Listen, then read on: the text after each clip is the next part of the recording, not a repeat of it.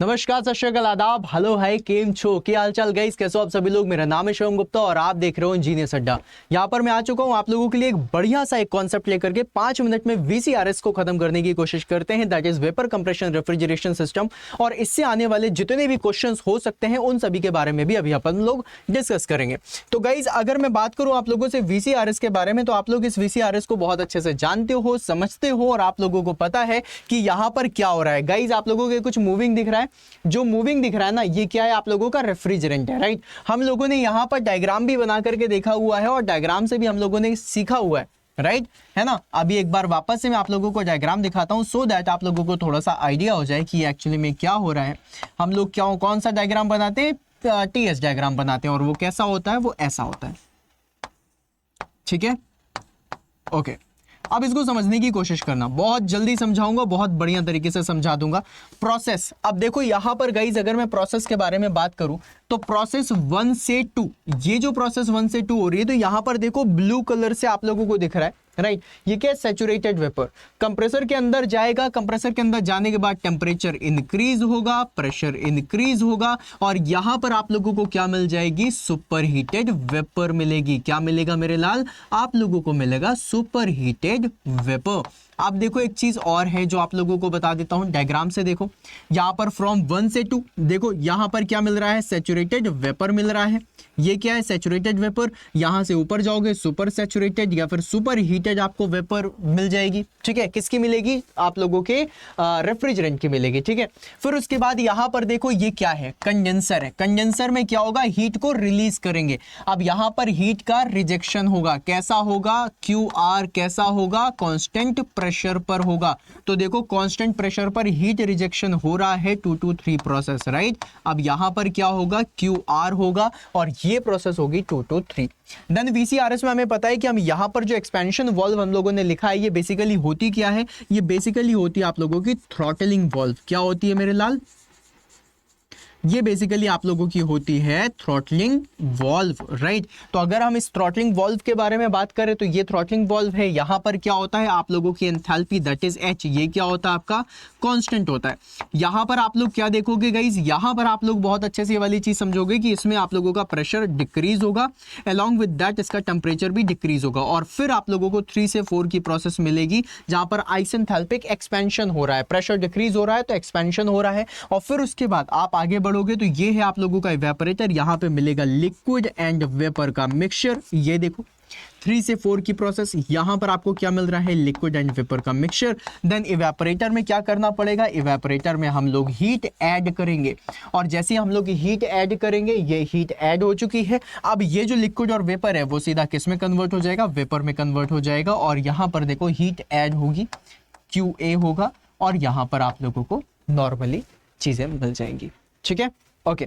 इससे जो पूछे जाने वाले क्वेश्चंस होते हैं उसके बारे में भी आप लोगों को बता देता हूं गाइस।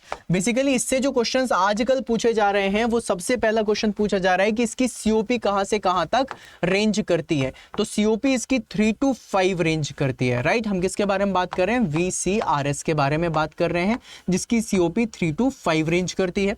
सीओपी का फॉर्मूला क्या होता है, तो सीओपी आप सभी लोगों को पता है कि सीओपी क्या होता है, that is desired effect upon work input. Desired effect हमको कहां मिलता है, यहां पर, और उसका अगर फॉर्मूला देखा जाए तो क्या हो जाएगा, that is H1 minus H4 और वर्क इनपुट कितना होता है, कंप्रेसर पे वर्क इनपुट होगा that is H2 minus H1, ठीक है।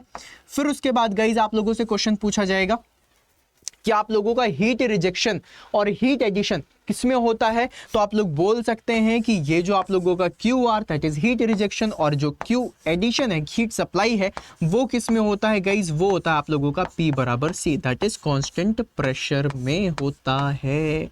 इस चीज को याद रखिएगा। फिर उसके बाद आप लोगों से अगला क्वेश्चन जो आप लोगों से इसमें पूछा जा सकता है वो ये पूछा जा सकता है कि यहाँ पर जो आप लोगों का कंडेंसर है और जो आप लोगों का मतलब ये इवेपोरेटर और ये कंडेंसर, ये है कि एक्चुअली में these are the heat exchangers. Expansion valve जो है आपकी थ्रॉटलिंग वॉल्व है, इस जगह पर क्या होगा मेरे लाल, इस जगह पर ड्यूरिंग थ्रॉटलिंग, ये क्वेश्चन आप लोगों से बहुत पूछा गया और काफी सारे स्टूडेंट्स गलत कर देते हैं। During throttling entropy increases. Entropy क्या होती है मेरे लाल, इंक्रीज होती है। तो ये वाला जो कॉन्सेप्ट मैंने आप लोगों को बताया, दीज आर द क्वेश्चंस जो आप लोगों से पूछे जाते हैं। कई बार न्यूमेरिकल पूछ लेगा, H1 H2 H3 H4 की वैल्यू दे देगा, COP पूछ लेगा, इससे आप आंसर निकाल सकते हैं। VCRS इसका नाम है, that is vapour compression refrigeration system, जहां पर रेफ्रिजरेंट को हम लोग वेपर में कन्वर्ट करते हैं, उसको कंप्रेस करके, फिर उसके बाद उसको हम लोग उससे हीट रिजेक्ट करके फिर हीट एडिशन करते हैं, और इसी प्रोसेस से आप लोग क्या करते हो, अपने फ्रिज को यूज करते हो। ठीक है, अब इसके बाद एक क्वेश्चन आप लोगों से और VCRS से रिलेटेड पूछा जा सकता है कि यहां पर अगर मैं सब कूलिंग करूंगा तो क्या होगा।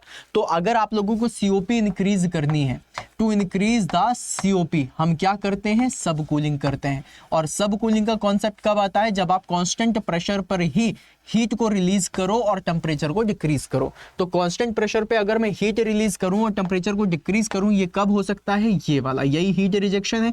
कांस्टेंट प्रेशर पे हीट को और रिलीज कर दूं, और फिर उसके बाद जब मैं इसका रेफ्रिजरेशन इफेक्ट देखता हूं तो वर्क डन, मेरा जो वर्क इनपुट है कंप्रेसर पे वो सेम रहता है, लेकिन आपका रेफ्रिजरेशन इफेक्ट बढ़ जाता है। तो सब कूलिंग में बेसिकली क्या हो रहा है, रेफ्रिजरेशन इफेक्ट आप लोगों का बढ़ जा रहा है।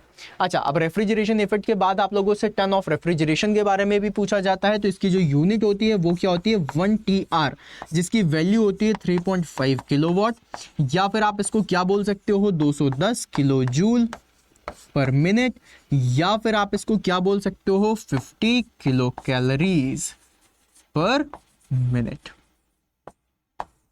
राइट, ये आप लोगों का आंसर इसमें देखने के लिए मिलता है। So all these things related to what, all these things are related to your VCRS। हमने किसके बारे में बात करा आज, हम लोगों ने बात करा VCRS के बारे में। तो इसी तरीके से आप अपनी नोट्स भी बना सकते हो, आप चाहो तो इसी तरीके से आप सारी की सारी चीजें सॉल्व कर सकते हो और बढ़िया तरीके से अपनी चीजों को रिवाइज कर सकते हो। तो इसी तरीके से आप लोगों को रिवीजन करना है।